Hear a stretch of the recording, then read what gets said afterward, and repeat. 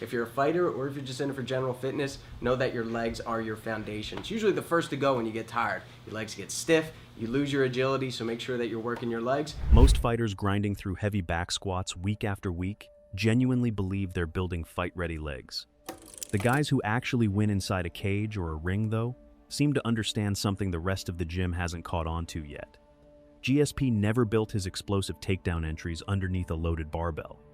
Lomachenko never developed that impossible, almost unfair lateral movement from time spent in a squat rack. Bivol's check hook doesn't load and fire the way it does, because he was chasing a new squat personal record in the off-season. These fighters train their legs according to how fighting actually functions as a movement system, not how a strength coach's spreadsheet says muscle should be built in isolation, disconnected from the sport it's supposedly serving.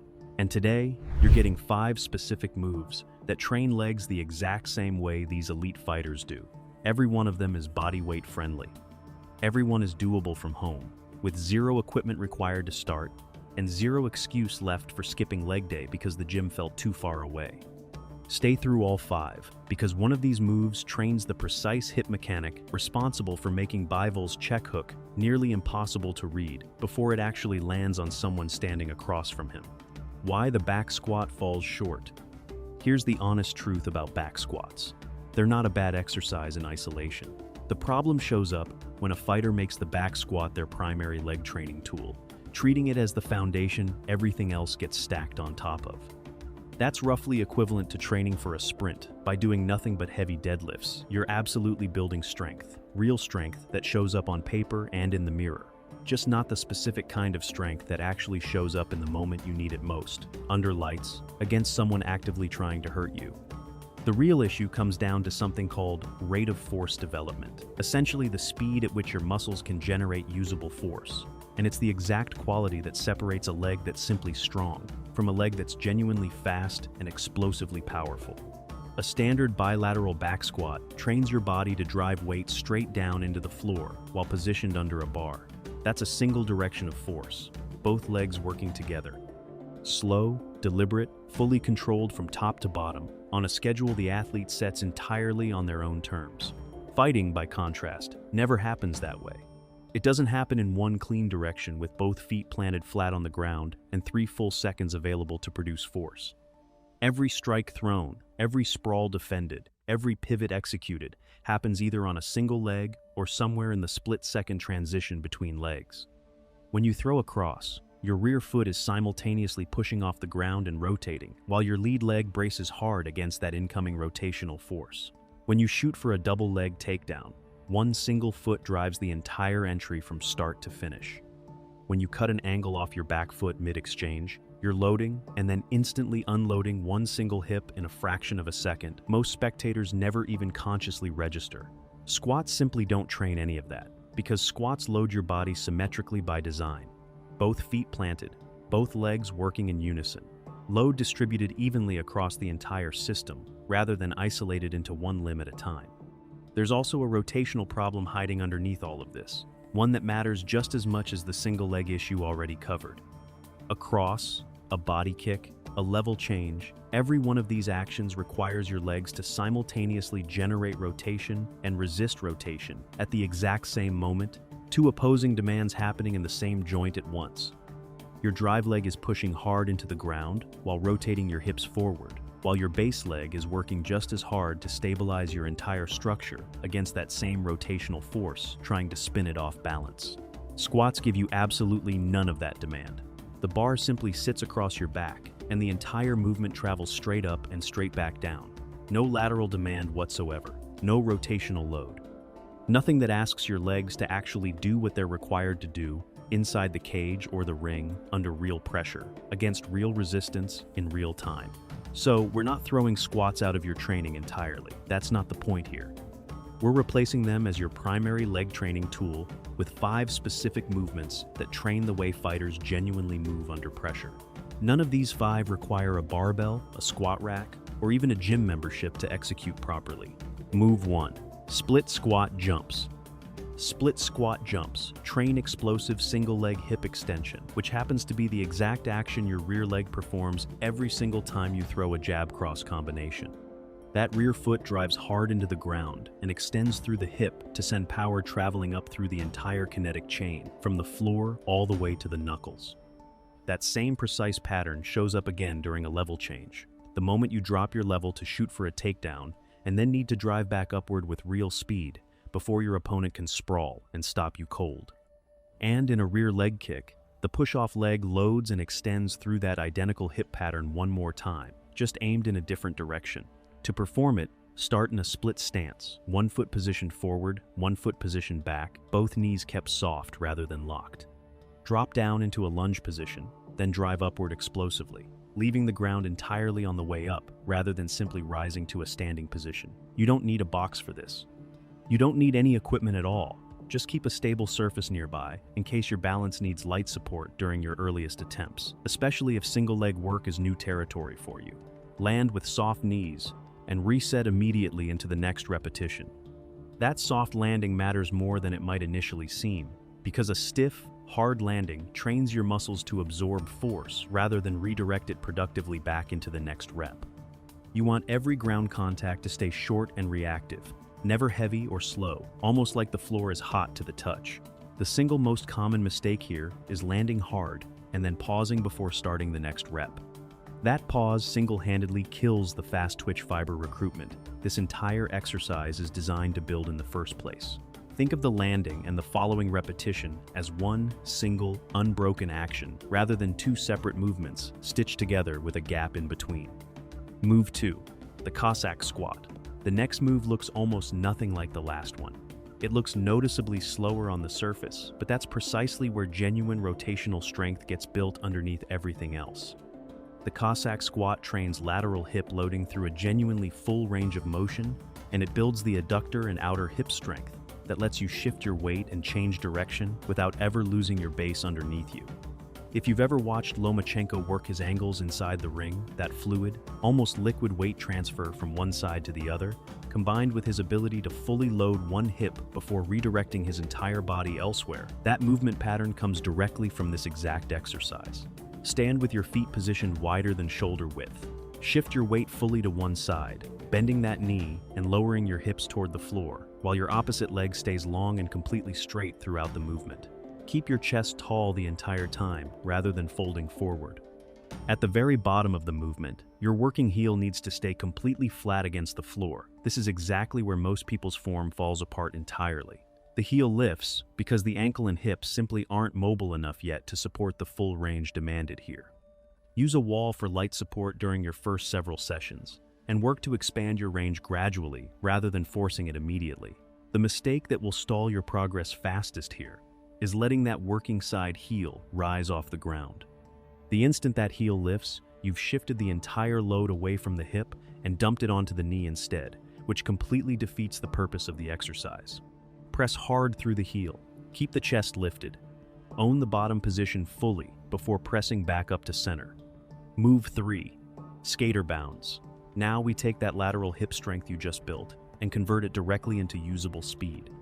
Skater bounds train reactive single-leg landing mechanics alongside genuine lateral power, which happens to be the exact demand your legs face every single time you slip a punch, cut an angle off your back foot, or step laterally to reset your positioning mid-exchange.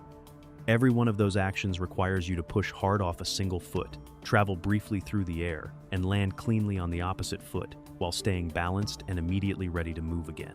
That entire sequence is a skater bound. Push laterally off one foot, drive your body across, and land on the opposite foot with a soft knee and a stable, controlled hip position. Hold that landing for just a brief moment, then drive explosively back in the other direction. You genuinely don't need much space to perform this. A small room works perfectly fine. Scale the distance of each bound to whatever you can actually land under full control, because a sloppy landing that collapses inward is considerably worse for you than a shorter bound performed with a clean, controlled landing. The mistake that shows up most often here is the knee caving inward on contact. The moment your knee collapses toward the center line of your body on landing, your hip physically cannot absorb the force properly anymore, and all of that force dumps directly into the knee joint instead. Cue your knee to track directly over your second toe throughout the landing. The instant your foot makes contact with the floor, that hip needs to stay strong and stable, the landing needs to stay clean, and the power you generate carries directly over into your very next bound. Bounds build the lateral engine underneath your footwork. The next move builds the vertical drive that connects that footwork directly to your actual punching power. Move 4. Knee drives. Knee drives train hip flexor power and single leg stability simultaneously, and they close the gap that often exists between a fighter's footwork and their actual punching output. When GSP was setting up his takedown entries, the movement never actually started with his arms reaching out for an opponent's legs. It started with a violent, explosive knee drive off his back foot, with his standing leg absorbing and redirecting ground force, while his entire body dropped level and accelerated forward simultaneously. That exact same pattern shows up again during every explosive level change, and behind every rear leg push-off supporting a hard combination. Stand tall on one leg, positioned near a wall or a chair for light balance support if needed. Drive your opposite knee forward and upward, keeping your ribs stacked directly down over your hips throughout the movement. Your standing leg needs to stay fully loaded through the entire repetition, rather than relaxing partway through. Hold for a brief beat at the very top of the movement. Lower back down under full control, then repeat. For progression, loop a resistance band around the knee you're driving, and anchor the other end low behind you. The band pulls back against your driving motion, which forces the hip flexor to work considerably harder through the entire range of motion. The single mistake that kills this drill fastest is leaning backward as the knee rises. The instant your torso tilts backward, your hip flexor shortens prematurely before it can complete its full contraction, and you lose the connection to your standing leg entirely. Keep the ribs down, the chest tall, and drive the knee forward through the resistance rather than simply upward past it. Move 5, the rotational step up. The final move takes everything you've built across the previous 4 exercises and loads all of it with genuine rotation. Bivol's punching power was never really about his shoulders, no matter how it might look from ringside or on a broadcast angle. It comes almost entirely from how his legs load, and then transfer rotational force into every single combination he throws, starting well below the waist.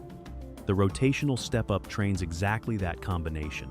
Anti-rotation strength running through the hips, hip extension performed under real load, and the transfer of that drive upward through the core into the upper body, where it finally becomes visible as a punch. This is the move that genuinely connects the ground beneath your feet to the punch, leaving your hand, closing a gap most fighters never even realize exists in their own mechanics. Use a stair step, a low bench, or a sturdy chair for this movement. Step up with one foot, driving hard through the heel to reach standing. As you reach the top of the step, rotate your hips toward your working leg before your trailing leg ever comes up to join it. The rotation needs to originate from the hips first. The shoulders simply follow afterward, trailing the movement rather than leading it. That specific sequencing is genuinely everything here. And it's the difference between a punch that actually hurts someone and a punch that just looks fast on camera. If your shoulders rotate before your hips have finished loading, you've skipped over the exact step that actually generates real force, and you're left simply turning your torso in place, which will never carry meaningful power out to your hands, the way properly hip-driven rotation does. The most common error here is rotating the shoulders first, which happens to be exactly what untrained fighters instinctively do when they mistakenly believe they're generating power through the movement. Hips lead, shoulders follow. Every single repetition without exception. Drop a comment below and let me know which of these 5 moves felt hardest for you personally when you tried it. That single answer will tell you exactly where your current leg training has been quietly leaving power on the table, long before you'd ever notice it costing you a round. Building the weekly routine. Run this full routine 3 days a week, layered around whatever boxing or mixed martial arts sessions you're already doing, rather than replacing them entirely. On day 1 and day 3, perform split squat jumps, skater bounds, and knee drives. Complete 3 sets of 8 to 10 repetitions on each side, with 1 full minute of rest between sets. Enough recovery to keep every rep genuinely explosive, rather than just tired repetition. On day 2, perform Cossack squats and rotational step-ups instead. Complete 3 sets of 10 to 12 repetitions on each side, using a controlled tempo throughout that's focused entirely on owning every single position, rather than rushing through the range of motion just to finish the set faster. If you're a beginner, scale this down to 2 sets of 6 repetitions on each side, and lean on a wall or chair for support during any balance-dependent movement in this routine, until your stability catches up to the demand. If you're a more advanced athlete, add a resistance band to your knee drives. Push your bound distance further on the skater bounds, and hold a full 2-second pause at the very bottom of every single Cossack squat repetition to remove any bounce or momentum from the movement entirely. After 3 full weeks of consistent training, go ahead and test your lateral quickness alongside your single leg stability directly. Most people notice a real difference showing up in their actual footwork long before that difference ever registers as a measurable number in any strength test. Where this goes next. If you want to subscribe, the next video builds directly on top of this exact routine, adding upper body power moves that connect seamlessly to the leg drive you just spent 3 weeks training here. Fighter legs simply aren't built underneath a loaded barbell. They're built through the specific movement patterns that actually show up inside the cage and inside the ring, under real pressure, against a real opponent who isn't interested in your training program at all. Pick 2 of these 5 moves and add them into your very next training session before you do anything else today, before the motivation fades and it becomes something you meant to try eventually. Subscribe and hit the bell so you don't miss the upper body video that plugs directly into this entire system, connecting the leg drive you just built to the punching power sitting on top of it. Drop your own fighter inspiration down in the comments. Who do you train like? And if you want to build a complete boxing hybrid body, one that actually holds up across every round, watch the next video right after this one.